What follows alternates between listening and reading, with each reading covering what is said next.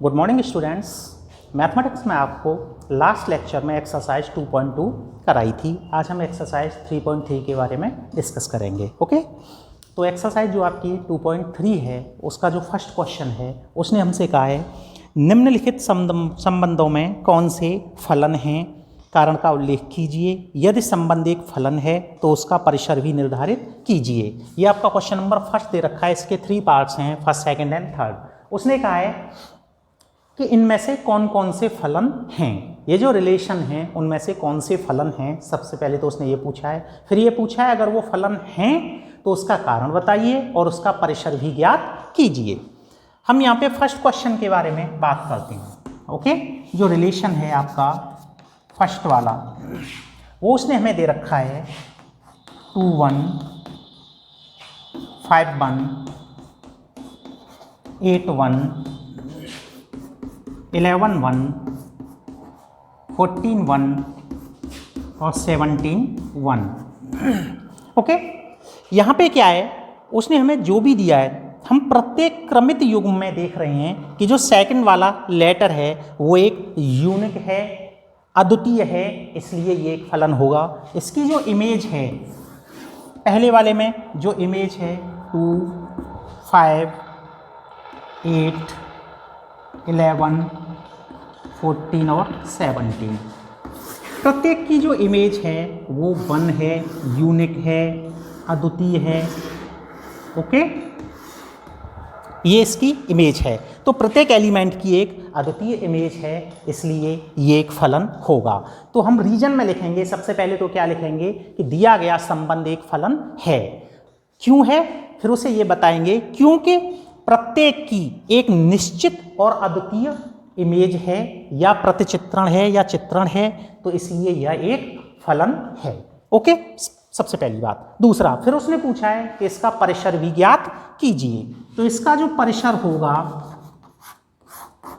क्योंकि प्रत्येक की इमेज सिर्फ 1 है, इसीलिए इसका जो परिसर है वो सिर्फ कितना हो जाएगा, हमारा 1 हो जाएगा। ओके, यही आपका आंसर है, नोट करें।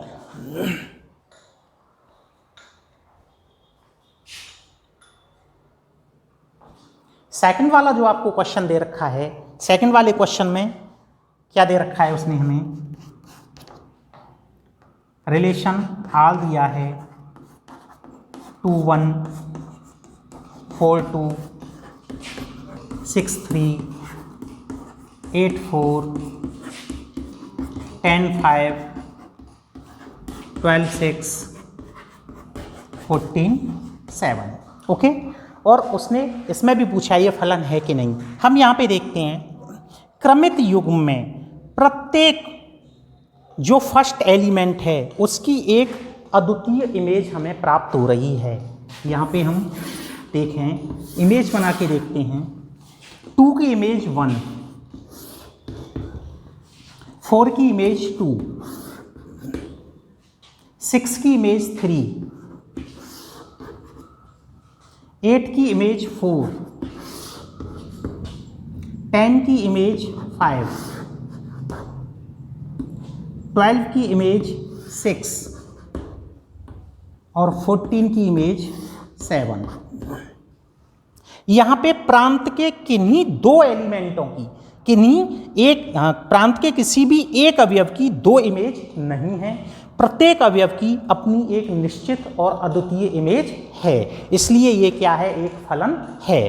परिसर भी पूछा है उसने हमें, इसका परिसर क्या हो जाएगा, परिसर क्या है हमारा परिसर 1 2 3 4 5 6 7, और यही आपका आंसर होगा। ओके, नोट करें। थर्ड वाले में जो हमें रिलेशन दिया है, रिलेशन R इक्वल, उसने हमें दे रखा है 1 3 1 5 एंड 2 5। इसका हम प्रतिचित्रण देखते हैं 1 1 2 1 1 2, और इसकी जो इमेज बन रही है हमारी 3 5 5 3 5 5। 1 की इमेज 3 और 1 की ही इमेज 5 है, क्योंकि 1 जो है वो 2 टाइम्स है इसमें।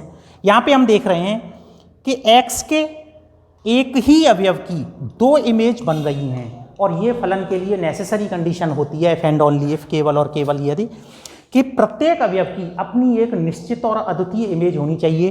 क्योंकि यहाँ एक ही अवयव की दो इमेज हमें प्राप्त हो रही हैं, इसलिए यह फलन नहीं है। ओके, नोट करें। इसी एक्सरसाइज का जो क्वेश्चन नंबर 2 है, उसने कहा है निम्नलिखित वास्तविक फलनों के प्रांत तथा परिसर ज्ञात कीजिए। हमें यहाँ पे उसने डोमेन और रेंज पूछे हैं, प्रांत और परिसर। जो उसने हमें फंक्शन दे रखा है क्वेश्चन नंबर 2 में, वो दिया है f(x) minus mod of x, और उसने हमें जो कंडीशन दे रखी है उसने कहा है वास्तविक फलनों। तो जो फंक्शन हैं हमारे कैसे हैं, वास्तविक हैं, क्योंकि f(x) वास्तविक है, इसलिए x का मान सभी वास्तविक संख्याओं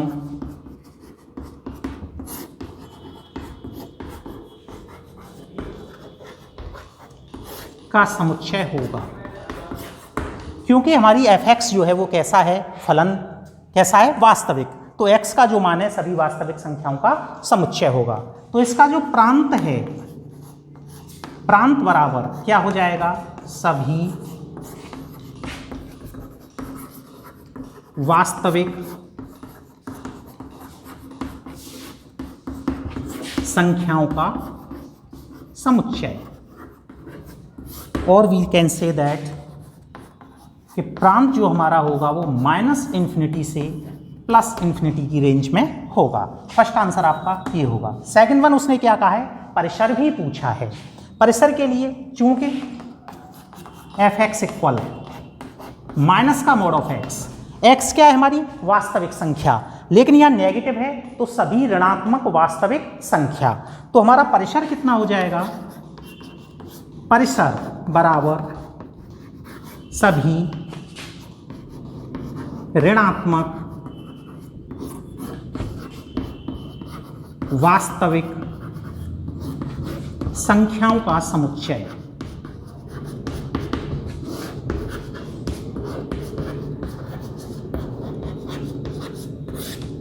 तो हमारा जो परिसर है वो कितना हो जाएगा, -∞ से 0 तक, और यही आपका आंसर है। ओके, नोट करें।